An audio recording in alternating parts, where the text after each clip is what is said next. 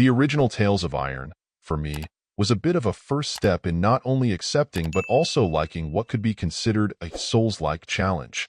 Granted, I'll openly admit that pretty well every significant step along the way was an arduous ordeal, but I could respect its overall simplicity, tight controls, and general story that helped to make everything come together. Now, with the arrival of its sequel, the call for bravery and determination in the face of pretty intense opposition has returned with a vengeance. As with the original, the sequel's presentation is exceptional, both looking and sounding great, which really helps to pull you into the experience even as it is kicking your butt. Your journey will take you to multiple lands which each have their own overall look, flair, and enemies to do battle with, though the exploration component is a bit more limited than I'd like, mostly just consisting of going back and forth and finding a spot here and there, slightly hidden from view. To go along with matching up against so many foes, you'll also have the opportunity to find and try out a fair variety of gear, hopefully consistently finding things that suit your style, whether more light and nimble or heavy and powerful.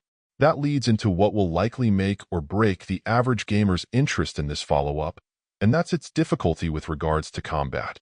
The good news is that there are 3 levels to choose from, and rest assured that picking the lowest level is by no means wimping out. There isn't much of a ramp-up before you'll hit a wall of serious combat, and so much of your success is dependent on having a weapon that suits you, and then becoming comfortable with your enemy's attack patterns. Color coding will help you understand how best to evade or counter their strikes, but the penalties for mistakes can be pretty unforgiving. Patience and persistence tend to be the key, but sometimes perhaps walking away and collecting yourself may be necessary, especially in the typically daunting boss battles. In the end, I can absolutely understand how quickly some people could be turned off by Whiskers of Winter's punishing nature. It isn't an experience geared for everyone. It's looking to cater to challenge hounds who will take the time to embrace its combat and weather the pain of repeated failure. If you're willing to stick with it, though, it's a well-written and narrated adventure that looks and sounds great. So you'll just have to use your personal threshold for pain to help decide whether it's for you or not. Overall, my final score for the game ended up being an 8.5.